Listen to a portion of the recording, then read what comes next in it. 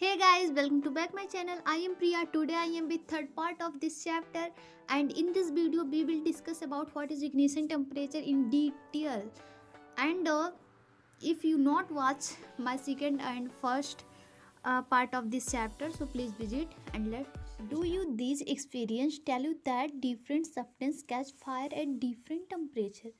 क्या आपने कभी ऐसा एक्सपीरियंस किया है कि डिफरेंट सब्सटेंस डिफरेंट टेम्परेचर पर फायर कैच करते हैं?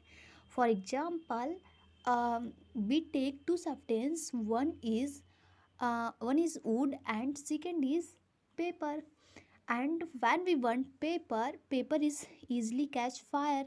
And when we want wood is not catch fire easily, because uh, because wood have their ignition temperature is high, and paper is their ignition temperature low.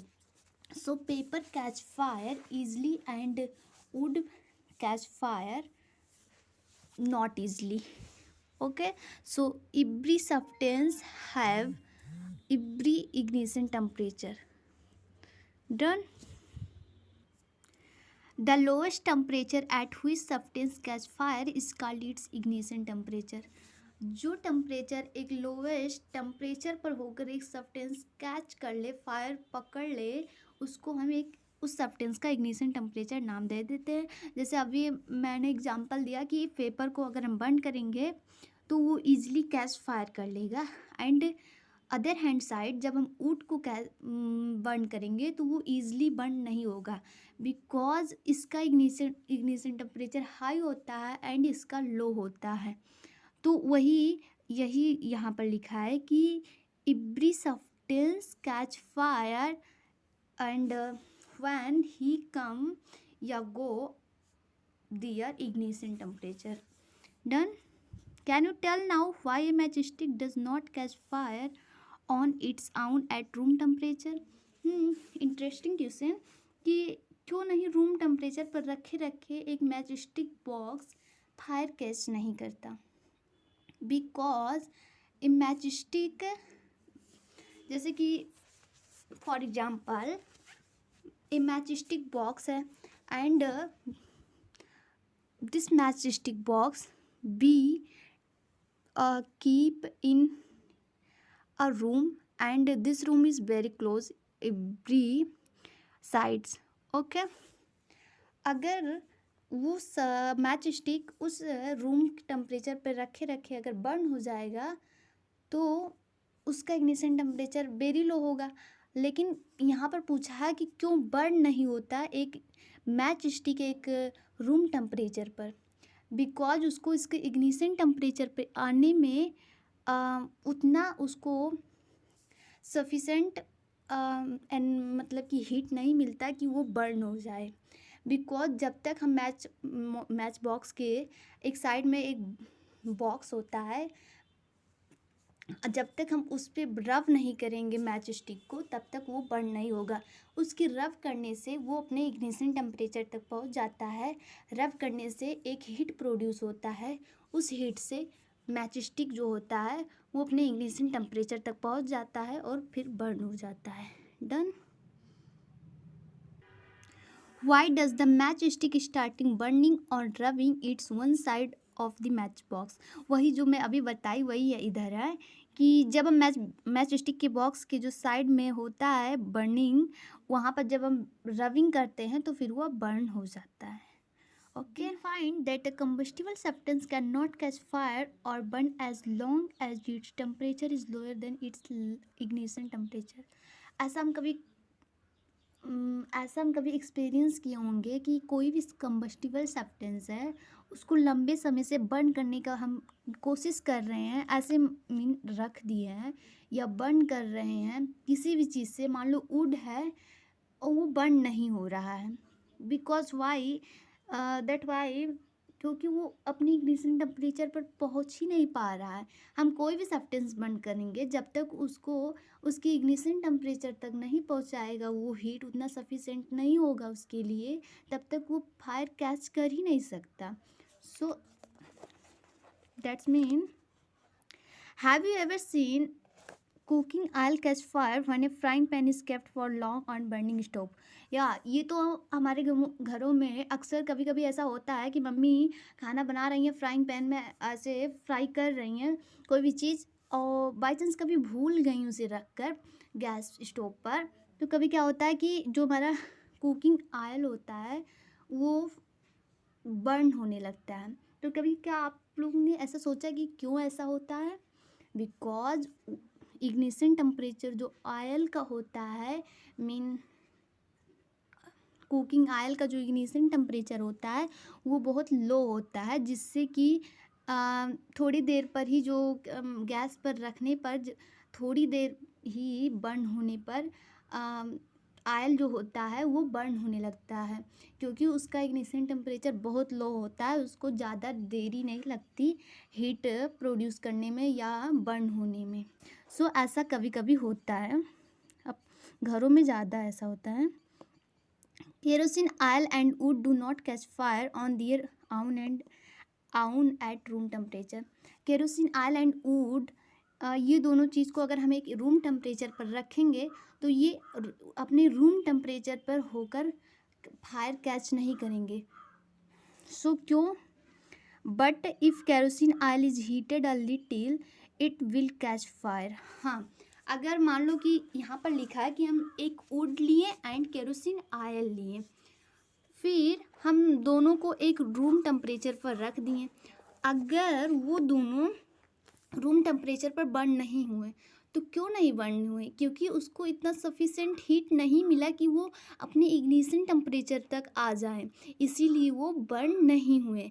और यदि हम room temperature पर ना रख कर kerosene oil को एक छोटा सा स्पार्क दे दें, मीन्स चिंगारी, तो केरोसिन ऑयल मतलब कि एक जल्दी से एक हीट प्रोड्यूस करेगा या जल्दी से फायर को कैच कर लेगा। But if we can try to burn off wood, लेकिन वुड क्या होगा कि बर्न नहीं होगा। अगर वुड को हम एक स्पार्क देंगे या एक चिंगारी देंगे तो क्या वह बर्न हो जाएगा? एक मैच स्टिक से बर्न हो जाएगा? नो, बिकॉज वुड जो होता है उसका इग्निशन टेम्परेचर बहुत ज़्यादा होता है, केरोसिन का लो होता है, एंड केरोसिन वुड का इग्निशन टेम्परेचर हाई होता है। इसीलिए अगर एक स्पार्क मिलेगा केरोसिन ऑयल को तो वो ईजिली कैच कर लेगा फायर को, बट वुड ऐसा नहीं करता। Okay, so it will catch fire but if would is heated a little it will still not catch fire. और यही है कि जब हम केरोसिन ऑयल को एक छोटा सा हीट देंगे तो वो तुरंत कैच फायर कर लेगा, बट यदि हम वुड को हीट करेंगे छोटा सा चिंगारी के साथ तो वो not catch fire. Done. Does it mean that ignition temperature of kerosene oil is lower than that of would? तो यहाँ पर क्या कंक्लूजन निकलता है कि केरोसिन ऑयल का जो इग्निशन टेम्परेचर है वो लोअर है देन वुड।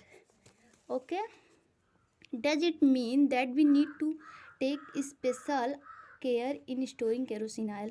हाँ, आप लोग ने कभी सुना होगा घरों में या कहीं भी सुना होगा कि केरोसिन ऑयल को स्टोर जहाँ कर कर रखा जाता है, एक सेफ्टी के साथ केयरफुली रखा जाता है, बिकॉज हमें पता है कि केरोसिन ऑयल का इग्निशन टेम्परेचर बहुत लो होता है। इसको एक स्पार्क मिल जाए या जैसे कि जहाँ स्मोक होता है,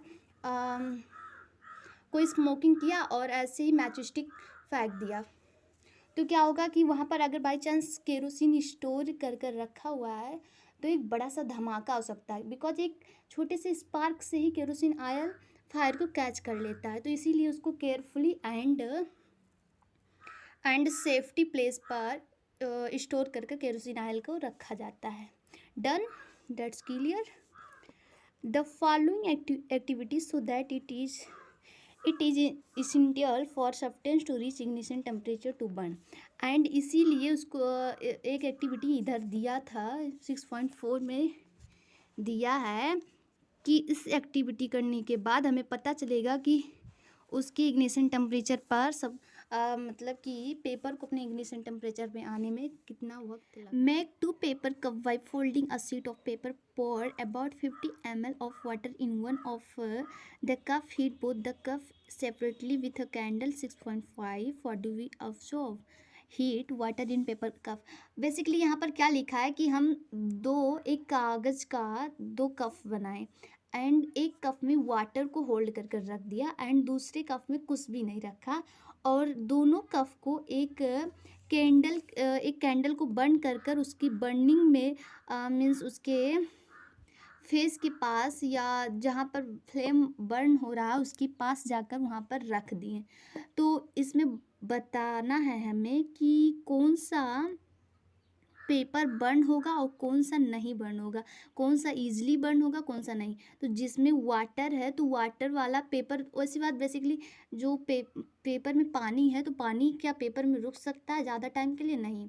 तो मीन कि ये जो फर्स्ट वाला है ए कप है वो उसका इग्निशन टेम्परेचर हाई है, बिकॉज इसमें पानी है। तो पानी जब जहाँ पर ज़्यादा ठंड रहेगा वहाँ पर तो ईजिली फायर कैच कर ही नहीं सकता। जैसे कि कभी कभी ठंडी के मौसम में क्या होता है कि लकड़ी भीगी होती है थोड़ा, तो उसको जलाने में थोड़ा दिक्कत होती है। तो उसी प्रकार यहाँ भी है एंड दूसरा वाला बर्न हो जाएगा। तो वही पूछ रहा है कि व्हाट डू यू ऑब्जर्व, आपने क्या ऑब्जर्व किया?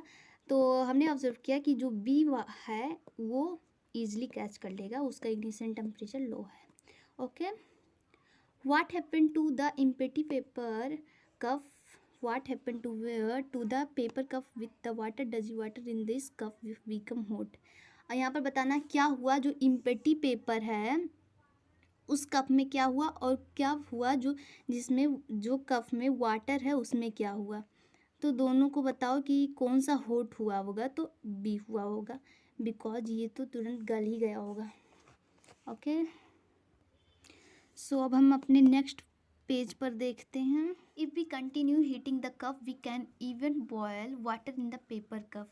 यदि हम कंटिन्यू उस कप को बॉयल करते रहें जो उसमें वाटर है, तो पेपर क्या होगा कि कुछ समय बाद बर्न हो ही जाएगा, बिकॉज उतना सफिशेंट उसको हीट मिल जाएगा।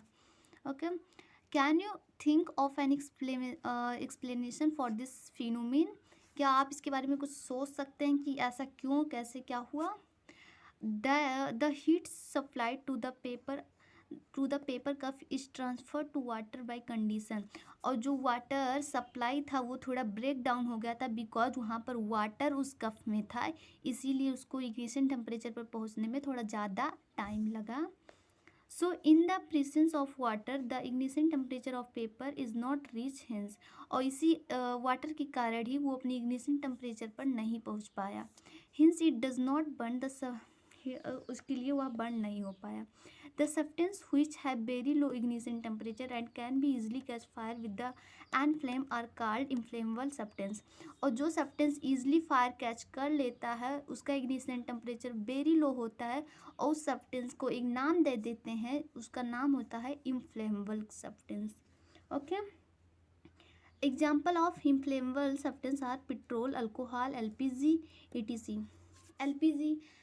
एलपीजी को हम एक लेटर, हमारे घर में एक लेटर होता है जिससे हम एलपीजी को बर्न करते हैं, तो एक स्पार्क ही एलपीजी को मिलता है, तुरंत वो क्या करता है फायर कैच कर लेता है। तो उससे ही हमें पता चलता है कि एलपीजी का जो इग्निशन टेम्परेचर है कितना लो होता है, एंड ये इनफ्लेमेबल सब्सटेंस में आता है।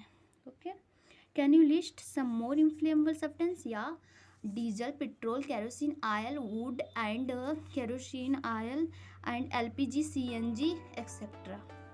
सो आज के वीडियो के लिए बस इतना ही। I will come next video, I mean 4th part of this video. So till then keep learning. Bye bye.